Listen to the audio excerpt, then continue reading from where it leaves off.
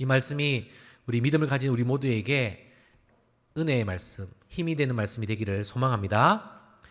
이제 계속적으로 이제 한 주제를 놓고 우리가 크리스찬으로서 어떤 성품을 가져야 하는지에 대해서 주제를 가지고 시리즈별로 이제 설교를 하는데, 믿음이라는 주제를 가지고 함께 설교를 또 은혜를 나누고자 합니다. 우리 지난주에는 이 믿음이라는 것에 대해서 확인을 했습니다. 성경에는 어떻게 확인을 했고 말씀에서는 어떻게 이 믿음에 대해서 말씀하고 있는지를 보았다면, 오늘은 이제 적용이에요. 적용. 근데 그 말씀을 적용하기에 앞서서 어떻게 적용할 수 있냐? 성경의 인물에게 적용을 하는 거예요. 그러니까 여러분들이 우리가 삶을 살아가다가 어떠한 난관이나 문제점이나 어떠한 상황들이 발견했어요. 그러면 그 상황에 맞춰서 성경 인물을 찾는다면 그 성경 인물이 어떻게 했느냐에 따라서 미리 먼저 보고 내 삶에 적용을 시키면 그 삶이 우리가 하나님께로 더욱더 조금 더 나아가는 데에 도움이 되고 우리의 믿음의 성장에게 조금의 도움이 된다라는 것입니다. 그래서 오늘은 이 믿음이라는 주제를 가지고 어떻게 우리의 삶을 적용시켰는지, 그리고 성경의 인물에는 어떻게 이 믿음을 적용시켜서 그들의 삶을 하나님께 기쁨이 되는 삶이 되었는지 함께 말씀을 나누겠습니다. 첫 번째, 우리 신약에서 그 인물을 찾아봤는데요. 그 인물은 베드로와 제자들입니다. 그런데 이 배경은 뭐냐면, 이제 오병이어 사건 이후에 그 즉시 제자들을 배에 타게 하시고 호수 건너편으로 먼저 가 있으라고 하는 그 상황입니다. 여러분, 우리가 지난 우리 요한복음 시리즈 설교를 통하여서 이 오병이어에 대해서 함께 나누었습니다. 오병이어는 사복음서에 다 나와 있고요. 또 특히 요한복음에는 6장에 1절부터 나와 있는 예수님의 이적 중에 하나입니다. 그런데 이 오병이어라는 이 이적이 너무나도 컸기 때문에, 또 제자들에게 너무나도 충격적인 사건이었기 때문에 사복음서에 다 적어놔 있었어요. 그런데 여러분, 이 중요한 것은 이 오병이어 사건 이후에 사람들과 제자들의 태도입니다. 여러분, 오늘 만일 여기에 제가 이 꽃이 있는데 이 꽃을 오병이어처럼 기적처럼 여러 개를 뾰로롱 이렇게 만들면 어떨까요, 여러분? 저를 믿으시겠습니까? 네, 뭐 믿을 수도 있고 안 믿을 수도 있고 하죠. 근데 우리가 만약 오병이어 사건을 실제로 내 눈으로 앞으로 본다면 나의 믿음에 성장이 있어야 될까요? 아니면 내 믿음이 더 낮아져야 될까요? 그렇죠. 성장이 있어야 되는 거예요. 그런데 이 오병이어를 경험한 많은 사람들, 그리고 제자들, 그리고 베드로는 그들의 믿음의 성장이 없었다라는 것을 말씀을 통해 깨달을 수가 있습니다. 우리 마가복음 6장 52절 말씀 함께 읽어볼까요? 시작.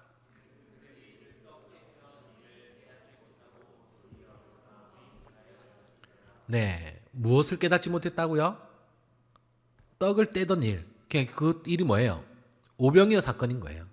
오병이어 사건의 그 사건을 중심을 알지 못하고 뜻을 알지 못하고 마음이 어떻게 되어졌다고요? 둔하여졌다라는 거예요. 그냥 믿음이 성장이 없이 그냥 낮아졌다, 약해졌다라는 것을 의미합니다. 그러면 우리에게 많은 질문이 있을 거예요. 왜 이렇게 기적을 보고 나서 이 사람들이 왜 예수 그리스도를 알지 못하고 예수 그리스도가 메시아라는 것을 알지 못했을까? 그런 모습의 적절한 모습이 바로 물 위를 걷는 베드로의 모습입니다. 예수님께서는 이제 이 요한복음 6장을 통하여서 처음에는 약 5,000명, 그러니까 남자 인원만 셌기 때문에 약 5,000명만 되는 사람들에게 오병이어를 보여주셨어요. 그런데 그 다음에는 물 위에 배에서 풍랑을 만난 제자들에게 나타나셨다는 거죠. 그리고 그 다음에는 베드로에게 나타나셨어요. 그러니까 점점점 어떻게 돼요? 예수님이 이적을 보여주시는, 예수님이 만나는 사람들이 작아져요, 늘어져요? 점점 줄어들고 있는 것을 느낀 것입니다. 그러니까 예수님의 이적을 많은 사람 앞에 보이면 우리 생각으로는 많은 이적이 보여주셨기 때문에 많은 사람들이 믿음이 자라나는 것으로 생각하지만 우리 인간은 그렇지 않다라는 거죠. 그런 것을 보면 볼수록 더 많은 이적, 더 큰 이적, 더 신비한 이적을 원하는 것을 우리의 인간의 마음이라는 것을 깨달아야 한다는 것입니다. 특별히 이 오병이어 사건을 만난 이후에 사람들의 반응이 참 재미있어요. 예수님을 찾아와서 뭐라고 하는지 아시죠, 여러분? 우리의 임금이 되어달라. 우리의 왕이 되어달라. 그렇게 이야기합니다. 그 뜻은 뭐예요, 여러분? 예수님을 자신의 왕으로 모셔서 내가 지금 배가 굶고 삶이 고단한고 또 경제적으로 가난한 이것을 그냥 해결해 달라라는 그 사람들의 무지함 속에서 요청하는 그런 인간의 낮은 마음, 그리고 영적인 것에 대해서 전혀 이해하지 못하고 예수 그리스도를 그냥 눈앞에 보이는 빵이 많아지는 그것만을 보고 자신의 왕으로 되어달라고 예수님께 부탁하고 있는 거죠. 하지만 그 오병이어 사건 이후에 예수님께서는 6장 후반절에는 무엇을 가르쳐 주냐? 나는 마르지 않는 생명의 수고, 나는 너희들이 목마름 같이 나를 마시면 영원히 목마르지 않는 그런 물과 같은 존재다라는 것을 말씀해 주고 있는 겁니다.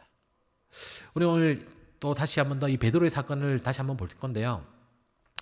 예수님이 제자들에게 이렇게 배를 타고 강 건너편으로, 바다 건너편으로 오라라고 그렇게 이야기할 때에 제자들이 이 호수 가운데에서 풍랑을 만납니다. 그러다가 누구를 보게 되죠? 물 위를 걷는 예수님을 만나게 됩니다. 자, 그런데 예수님께서는 마가복음 6장 48절에 보니까 바람이 거스름으로 제자들이 힘겹게 노젓는 것을 보시고 다가오세요. 여러분, 여기서 우리는 무엇을 느껴야 되냐? 예수 그리스도의 하나님의 사랑을 느껴야 되는 겁니다. 우리가 힘겹게 노를 젓든지 아니면 기쁨을 누리든지 또 어떤 생활이든지 늘 우리를 보고 계시고 우리와 함께 하기를 원하시는, 그리고 우리의 필요를 채워주시고자 하시는 예수님의 그 사랑을 깨달았을 때에 우리는 더 큰 믿음으로, 더 큰 은혜로 예수님께 나아갈 수가 있는 겁니다. 이렇게 노를 저어서 힘겹게 폭풍우를 뚫으려고 하는 제자들에게 예수님이 찾아오세요. 그리고 물 위를 걷는 그 모습에 놀라 누가 마중을 나가죠? 베드로가 마중을 나갑니다. 그런데 예수님을 보자마자 정신이 팔렸는지 자신도 모르게 물 위를 베드로가 걷게 돼요. 자, 그런데 그렇게 쭉 예수님을 따라 나가서 예수님의 손을 잡으면 되는데 베드로가 물에 빠지고 맙니다. 여러분, 베드로가 왜 물에 빠졌을까요? 네, 바람을 보고 그 마음에 어떤 마음이 생겼다고요? 무서워, 걱정되고 내가 물이라는 이 현실이 마음에 두려움을 주었기 때문에 물에 빠졌다는 겁니다. 여러분, 여기서 우리는 이 믿음에 대해서, 믿음이라는 이 주제를 놓고 이 말씀을 볼 때에 믿음을 가진 자는 물 위를 걸을 수 있다 없다? 있어요. 그런데 환경을 바라보고 그 환경보다 내 믿음이 커지면 어떻게 된다는 거예요? 그 믿음이 없어져서 물에 빠질 수밖에 없다라는 겁니다. 어떻게 보면 뒤로 돌아가는 모습, 퇴보하는 신앙이라 할 수 있습니다. 사랑하는 여러분, 우리가 이 자리에 있는 것은 예수님의 사랑을 깨달은 자이고 또 그것을 누리는 자이기 때문에 이 자리에 있는 줄로 믿습니다. 아멘. 그렇죠? 이 자리에 아마 그것이 없이 이 자리에 있는 사람은 다시 한 번 더 볼 필요가 있을 것 같아요. 자, 그런데 우리가 오늘 이 말씀에 내 신앙을 한번, 나의 모습을 한번 비교해 보면 좋을 것 같아요. 내가 첫사랑, 예수님께서 나를 사랑해 주셨고 그 십자가의 고난을 통하여서 나의 죄를 대신해서 죽어주셨던 그 감격이 있었어요. 맞죠, 우리는? 그래서 우리가 믿음이 생겼어요. 그런데 그 믿음이 생겨난 이후에 우리의 모습은 어땠나요?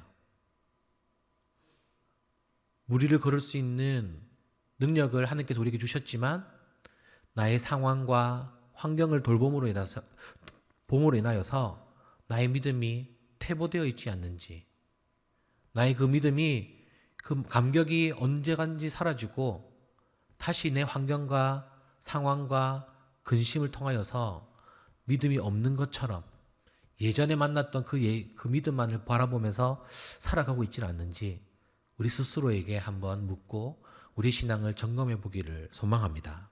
그래서 중요한 것은 우리가 이 믿음이라는 것은 퇴보되면 안 되는 거예요.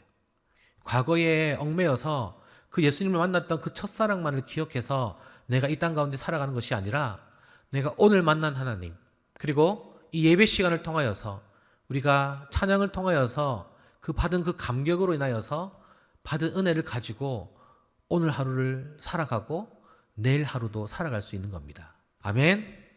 그런 믿음을 통하여서 정말 하나님께 기쁨을 올려드리는 우리 모두가 되기를 소망합니다. 빵의 기적을 보고도 믿지 못했던 제자들과 사람들은 결국 어때요? 다시 똑같은 문제가 닥쳤을 때에 그 문제에 빠져서 믿음을 잃어버렸다라는 겁니다.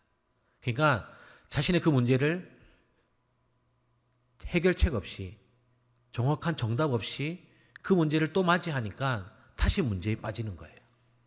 그런데 우리의 정답이신 예수 그리스도를 내가 정말 인격적으로 만나고 내가 그 문제를 예수 그리스도를 통하여서 해결된다면 다음번에 그 문제가 나에게 왔을 때에는 그게 나에게 문제가 될까요? 안 될까요? 안 된다는 거죠. 왜냐하면 내 믿음이 그것보다 더 성장했고 더 커졌기 때문에. 오늘 여러분들에게 하나님께서는 더 큰 믿음 주시기를 원하십니다.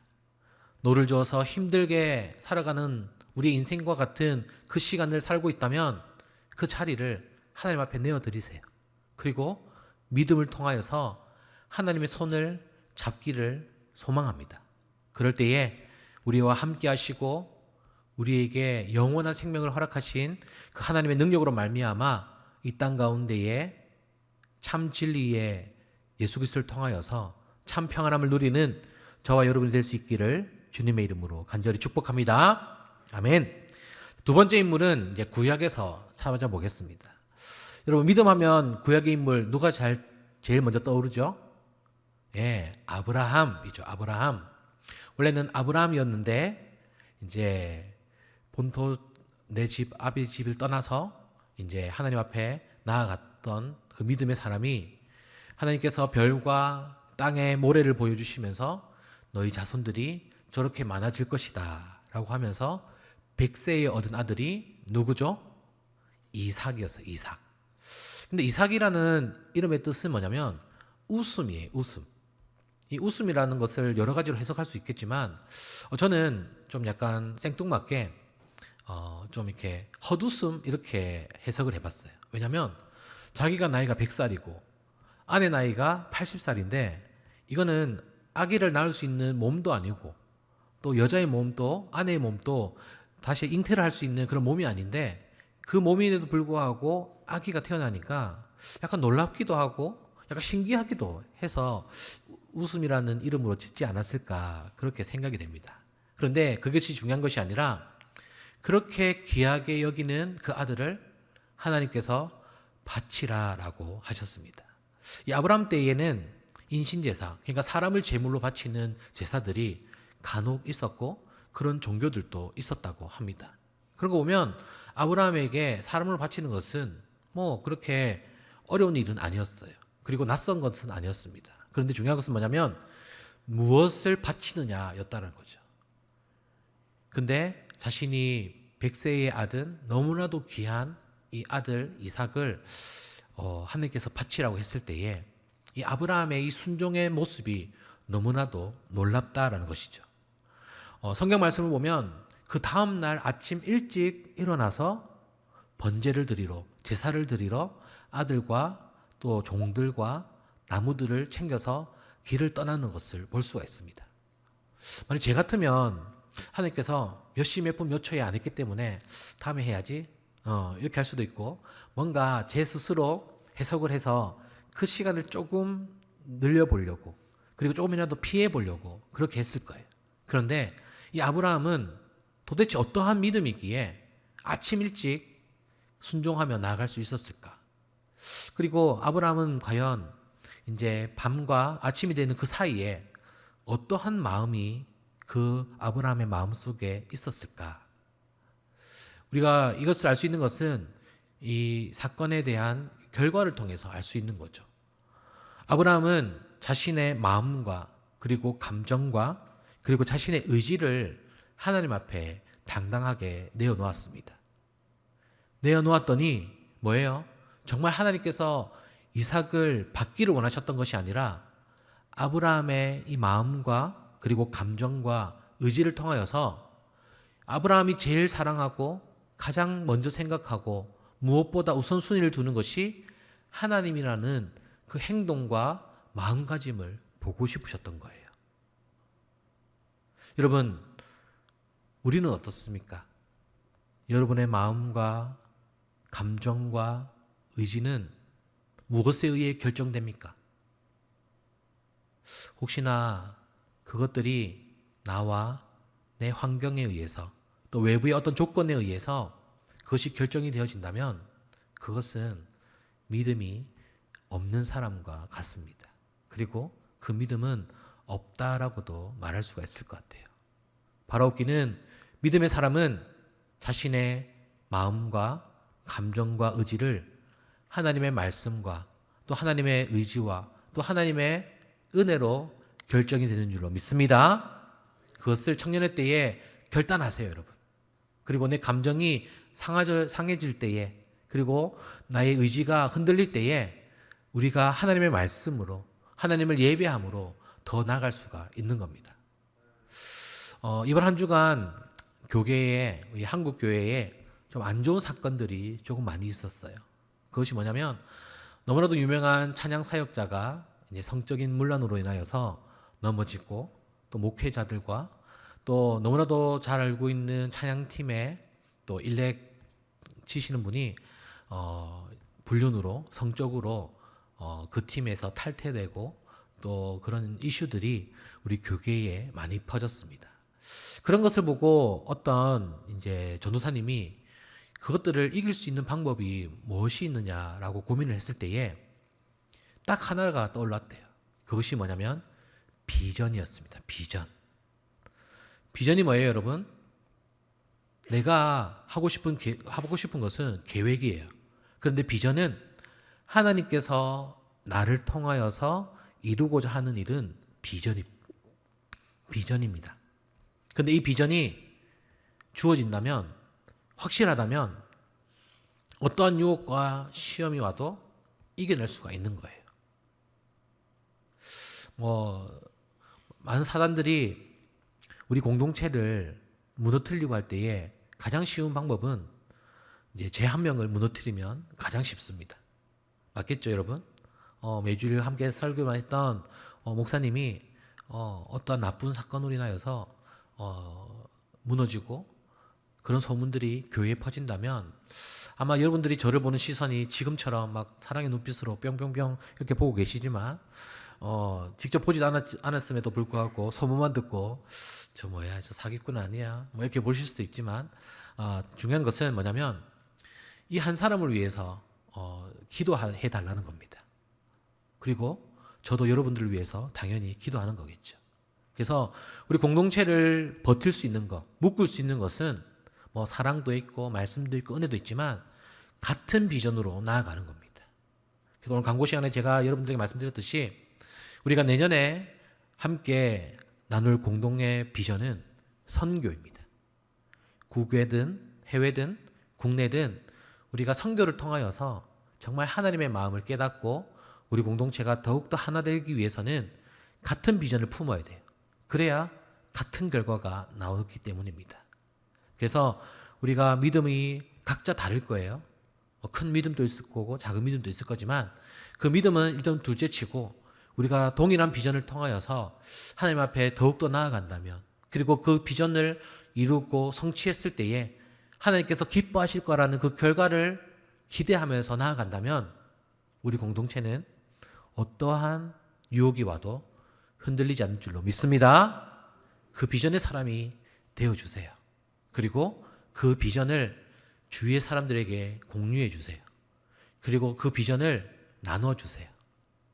그랬을 때에 우리가 내년을 기대할 때에 그 비전을 이루어 감으로써 하나님 앞에 온전히 축복받으며 또 비전의 사람으로서 그 비전을 꿈꾸는 자가 될 수 있는 것입니다.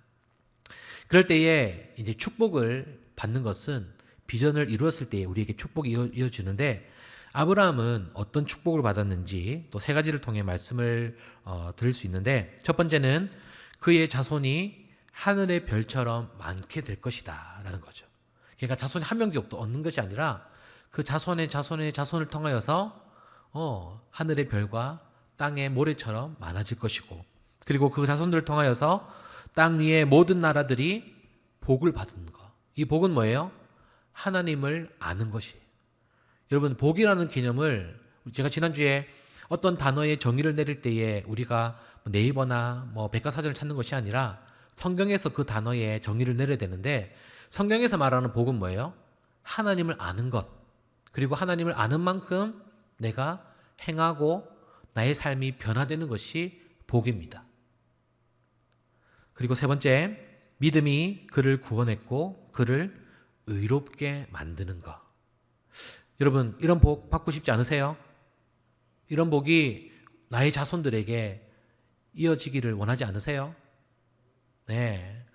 우리 지난 수요일 날 우리 진주영 목사님, 네, 잘 아시죠? 네, 진주영 목사님이 저희 이제 산성교회 이름으로 이제 파송 선교사가 되었습니다. 저랑 진주영 목사님이랑 동갑이 아시죠, 여러분? 살짝 놀라시는데, 네, 네. 진주영 목사님을 볼 때에 제가 부러운 게 딱 한 게 있었어요. 뭐였냐면 5대째 목회자 집안이었다라는 거. 예, 할아버지부터 목사님이셔가지고 정말 한국 교회사에 나올 그런 유명한 또 믿음의 가문입니다. 근데 그거는 돈으로도 살 수가 없어요. 자, 그런데 이제 제가 이제 파송을 하면서 이제 목사님도 보지만 이제 그 자녀들 남자의 2명이 이제 보이면서 그들을 위해서 계속 기도하고 싶은 마음이 계속 생겨서 제가 계속 기도하고 있었는데, 그 대가 좀 끊어지지 않았으면 좋겠다라는 마음도 있지만, 이제 선교사로서 이제 터키에 가서 이제 자신의 어린 유년 생활을 또 보내야 되는데 좀 잘 이겨냈으면 좋겠고, 하나님께서 정말 특별한 은혜가 있었으면 정말 좋겠다라는 그런 생각이 있었습니다. 그래서 여러분들도 우리 진주영 목사님과 또 그의 가정을 위해서 계속 기도해 주시고, 또 중요한 것은 그런 믿음의 가문에 대해서 여러분들이 부러워하실 수 있어야 돼요. 그리고 그런 가문을 나의 가문으로도 만들 필요가 있다는 거죠. 그래서 지금부터 우리의 믿음을 굳건하게 다져서 나의 자녀에게 또 나의 가문에 오직 예수 그리스도만 섬기고 예수 그리스도만 드러내는 믿음의 가문이 될 수 있기를 주님의 이름으로 축복합니다. 말씀을 정리하겠습니다. 여러분, 우리가 믿음 앞으로 다시 나아가려면 어떻게 해야 될까요? 우리 인간의 본성은 어떤 일을 할 때에 왜? 라는 질문에 답을 구하려고 합니다. 그렇지만 우리 인간의 본성인 왜가 아니라 누가 했는지, 그리고 누가 했는지를 아는 것이 훨씬 더 중요하다라는 거죠. 그러니까 우리의 주어가, 우리의 삶의 첫 번째가 하나님은 하나님께서라고 시작이 되어야 된다는 거예요. 내가 설교를 하고 내가 복음을 전하고 내가 사역을 하는 것이 아니라 하나님이 나를 통하여서 말씀하시고, 하나님이 나를 통하여서 가정에 사랑을 전하게 하시고, 하나님이 우리 공동체를 통하여서 일본을 섬기게 하셨다라는 것을 통하여서 나는 비록 연약하고 나는 비록 믿음이 없다고 생각이 되지만 나에게 믿음 주시고 천지천하를 만물을 만드시고 한 영혼을 귀하게 여기시고 또 지금도 그 영혼들을 기다리고 계시는 그 하나님의 마음을 알아서 우리가 비전으로서, 동일한 비전으로서 우리가 내년을 더욱더 기대하며 온전히 하나님 앞에 믿음으로 나아가는 믿음의 공동체가 될 수 있기를 주님의 이름으로 간절히 축복합니다. 아멘.